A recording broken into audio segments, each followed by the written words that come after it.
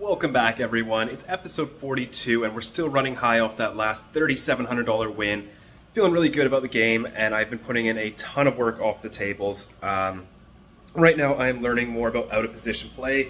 I gotta get back up to modern times. My poker knowledge is just from 10 years ago. So, learning about out-of-position play, mostly donk leads, as well as check raising as a pre-flop aggressor. So that is what I'm currently working on, as well as some bigger bet sizes. Yeah. A lot of fun hands, a lot of aggression this session. It went pretty well, so I'm gonna finish up cooking some food, edit this video for you guys, and I'll see you all shortly. Alright, we bought in for $1,000. We are ready to raise things up with a pocket nines and a low jack to $40. Hijack makes a call, and so does the button, who's a very loose player. So, 3 ways to a flop of 5-3 deuce 2 hearts. Pretty much gonna want to check all my hands here, so start off with a check, hijack checks, and now button throws out a bet of 80. I don't put too much stock into his bet size here. He just likes his big bets, even though this one's quite large compared to the size of the pot. But with pocket nines, very vulnerable hand, definitely ahead of his range. So I'm going to go for the check raise here, and then maybe call hands like aces and kings that don't need as much protection. So go for the check raise to 225, doesn't be too big. And then hijack folds. Button thinks for quite a while and also folds. So pretty happy to take that one down on the first hand. On to the next hand, we have the under the gun straddle. Again, middle position has raised to 30, and now cutoff has re-raised him to 130. This player is a 5'10 reg. He's quite good, so I don't think his range can be too narrow here, and it's also quite a big sizing. I've got ace queen off in the small blind. I really struggled with what size to use. It took me forever, like way too long to just do the math in my head. Eventually settled on 300. I think I go a little bit smaller than this, but it seems okay. Holds back to him, and he pretty much just snap shoves all in. Yeah, this one is not going to work. We are going to lose 300 there. And on to the next hand. Okay, so in this hand, the button straddle is actually live. Under the gun has raised to 30. Middle position is called. And I've got jack 10 suited and low jack. Could go either way between squeezing and flatting. I just randomized 50-50 here, and it landed on call. So I make the call, and so do 2 other players behind me. So we are 5 ways to a really nice flop of king, queen, 3 with 1 club. Checks to me, surprisingly, so I'm definitely going to start betting here, always 1/3, so I bet 50, and the button makes the call. I am not worried about this guy. This guy's probably floating me here with like 5-6 of clubs. I'm not kidding. Or 5-6 of diamonds, something like that. So, turn is an ace. Bank off the nuts right away. And about 3 SPR, we want to bet around 80% of the pot to try and get it in on the river, so 175 looks good. Unfortunately, button was floating with something like jack 4 of spades. So he's out of there, and on to the next hand. Looking at a middle position raised to 20, low jack is called, and so is hijack, and I've got pocket kings in the cutoff. Easiest squeeze ever. I make it 100, and only the original raiser calls. So heads up to a flop of 9-9-7-2 diamonds. Pretty bad flop for my hand. We could be way ahead or way behind, so I'm just going to check this one back and play some turns. Turn is the queen of clubs. He checks it over, and now I fire out a bet of 175. I like the sizing, and my opponent actually folds 8-7 suited, which is insane to fold a pair to 1 bet. Like, this is why I've been upping the aggression quite a bit. They're just overfolding so often. In this next hand, we're looking down an early position raise to 15. There are 3 callers in between, and I've got queen 7 suited in the big blind. Looks like a standard defend to me, so I do go ahead and defend. Flop's pretty good. Ace 10-8 with 2 clubs. Start with a check, and it gets around to the button, who bets out $50. I can't really have any check raises here, I don't think, and if I did, I'd want to have at least a king high flush draw, so I'm just going to call the 50 out of position, and we only lose 1 person, so we're still 4-handed to the turn, which is the 6 of spades, so we do pick up a gut shot. Now if it's, now someone bets, I will be check raising, but it actually checks all the way through. So we go to a river, which is the king of clubs. We make the second nuts.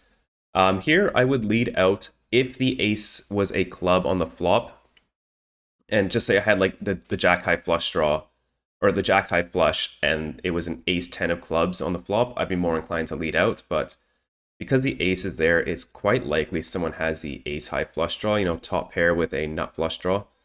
So I'm a little bit worried here, so I just check it over, plan just to check call, but it checks through, so we know we're good. I show my hand, and sure enough, it is good. So looking down an under the gun raise to 20, I've got pocket jacks in the cutoff, and I randomized probably 50-50 here between calling and raising. Landed on call this time, so This also brings along the big blind, so we're three-handed to a flop of 9-5-4 rainbow. Pretty good flop. Under the gun now bets half pot. I think I'm supposed to raise here, but I need to study this a bit more. I don't know. I just decide to flat and play in position, and big blind also comes along. So off to a turn, which is the king of hearts. This slows down the under the gun player, and I'm just going to check it back here and play some rivers. Rivers is 6 of clubs, and now big blind leads out for 60. He could have a lot here, like a lot. Under the gun calls, and I'm pretty sure I'm ahead of under the gun, because if he turned like ace king, he'd keep betting, or king queen, he'd keep betting. So I think I'm ahead of under the gun +2. And big blind could have a lot, plus is a really good price. So I toss in the call. Fortunately, big blind does have the king queen of clubs, so that one's not going to go our way. We are raising up the 6-5 suited in early position to 15. Low jack calls, small blind calls. Now big blind squeezes, but it's only to 80, so pretty small. We can definitely flat here in position. And this brings along the other two players as well. So 4 ways to a flop of 7-6-3, 2 spades. Amazing flop. Small blind checks, big blind checks. Pretty smart. And over here, like we can just put over pairs in a really rough spot with a ton of aggression. We have a ton of equity.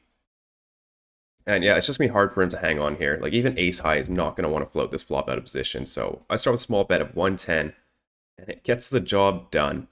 So it looks like we had the best hand, but our hand definitely needed some protection. So I'm very happy to take that one down on the flop.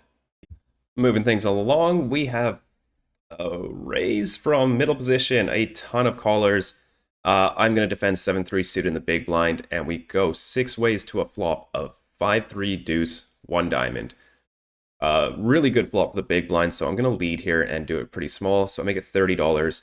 Middle position calls, as well as the button and the small blind. So we're still four-handed to the turn, which is the 6 of diamonds. Really nice card. I'm going to keep telling the story of, 4-6 or 4-7. I'm really the only one that can have those hands, so when it checks to me, I keep betting for 110. Middle position calls, button folds, and small blind also folds.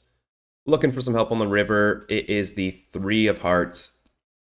I just can't keep bluffing on this card, so my hand is just too strong. The only thing we lose to is a 4, which is pretty likely, but a 4 is not folding, so I'm going to take my showdown value with my trips, and middle position checks it back. Unfortunately, he did flop the lower end of the straight, so that one is not going to work. I don't know, I still like my play. It's pretty tough to show up with 4 there. Picking up aces this hand. We've got a button straddle, and the under the gun player has limped, so I make it $50, which brings along the button as well as the original limper. So 3 ways to a flop of Jack 10-7 rainbow. Interestingly enough, under the gun now leads for 100.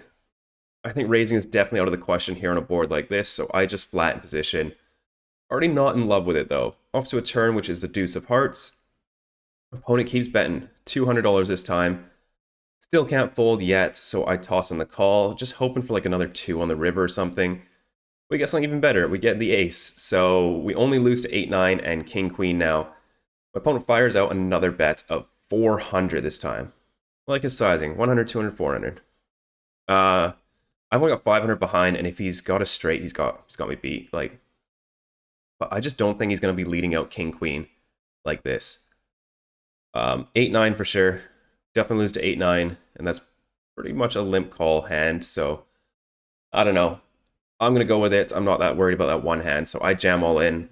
And we fade the snap call. Now he's in the tank. We're hoping for the call. Unfortunately, he does find the fold. I don't know what hand he had, because someone told me when he folded, he flashed one of the kings. Like, do you have king jack?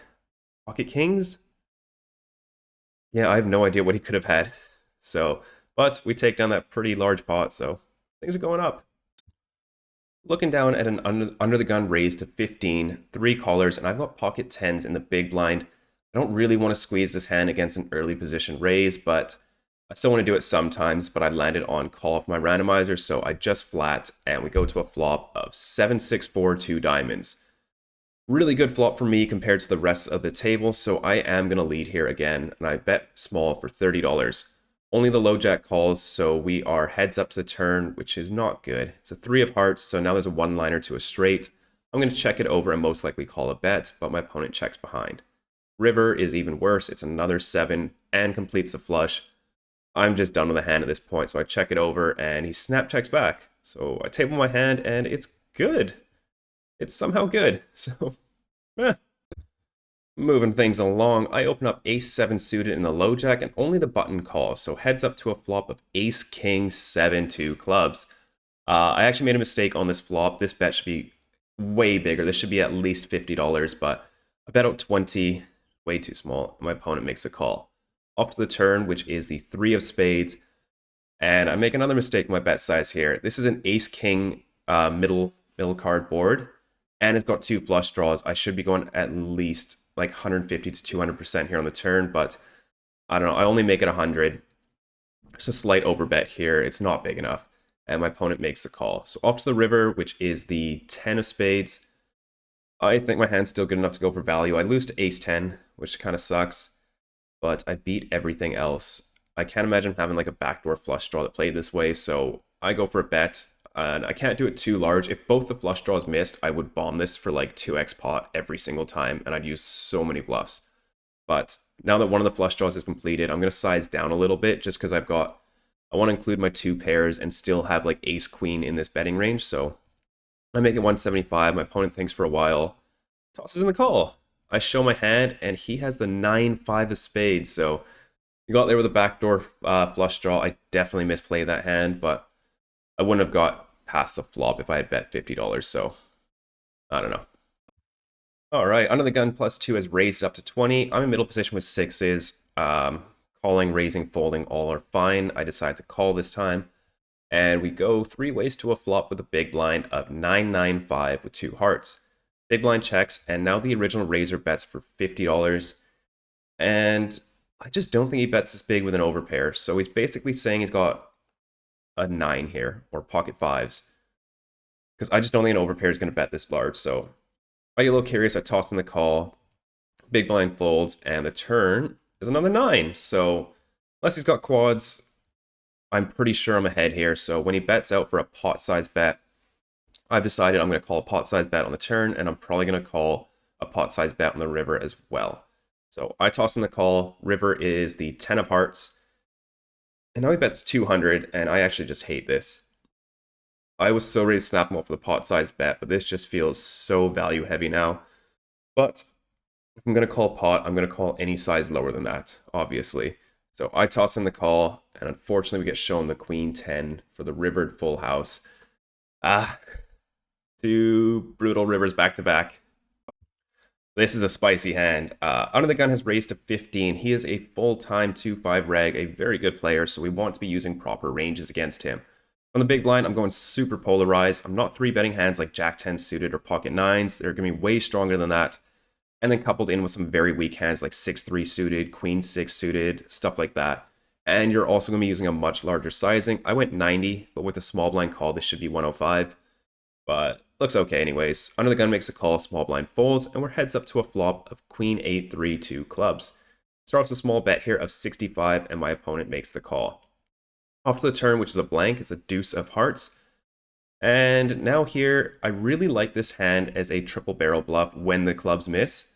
If clubs get there, I'll be using my hands like ace jack, the ace of clubs to bluff, and I'll just dump this hand. I'll just have to give up with it. But if clubs miss, I am going to triple off with this hand for sure. Unless there's like a queen river or something. If it goes like 7 of hearts on the river, this is slam dunk jam on the river. It's also really nice to have a hand like 6-3 suited. A hand like Jack 3 suited or King 3 suited, I wouldn't want to continue bluffing here because I want him to have the floats like Ace King and Ace Jack that peeled one off on the flop. So having a hand like this with both low cards is just amazing. So I made a little bit of sizing error here as well. I thought I had a bit more behind, but I sized up to 350. It should be about 300 to get stacks in on the river. Now my opponent is deep in the tank, thinking it over, and he starts talking about hands. He's like, pocket kings are good here. When you hear that, it's pretty, it feels pretty good. But also if he's saying that, it means he's not thinking about calling. He's probably thinking about going all in with his ace queen or king queen here. But he just keeps talking. He goes, pocket king's good, pocket king's good.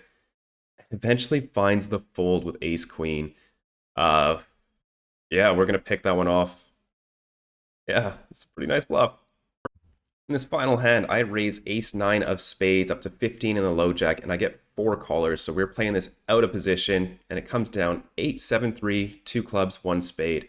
I'm going to be checking my entire range here, so I check it over and cut off stabs for $30.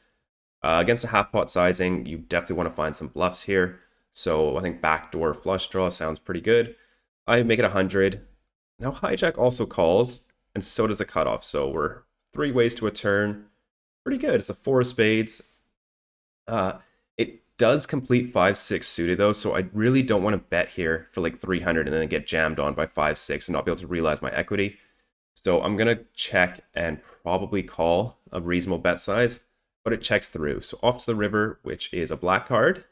Unfortunately, it's the king of clubs, so we don't manage to get our backdoor flush draw. One of these guys probably has a flush, so I'm just gonna check and give up. Sure enough, cutoff bet's 225, and we're out of there. That is it for episode 42. I hope you guys enjoyed the hands. We were in for 1,000, out for 1,229 for a win of $229. Short and sweet session. We're just going to bring the bankroll from 13,548 up to 13,777. Pretty cool number to end on. This is the book that I've been reading that's really got me interested in studying poker again. You can figure out what book that is just from that, but and I'm also playing a ton of Zoom on PokerStars, trying to put these things into action and see if they work. I don't know how relevant they're going to be in the live setting, especially at a 2-5 game, but I'd rather practice as I'm learning about these things, as well as playing at the lower stakes, because I don't play 2-5 forever, and I'm not going to be trying these things out if I'm, playing high stakes, trying to bluff off a BMW. So, thank you so much for watching. I have a special episode tomorrow for you guys. Not tomorrow, the next episode. I am flying over to the island to play at Victoria Casino. I can't remember what it's called, but I asked them what games they spread and how many tables, and they responded with 1 table of 3-5. So taking the plane over there early in the morning to try and get a seat, put in a few hours, and then visit my sister on the island. Thank you so much for watching once again, you guys, and I will see you all in that next video.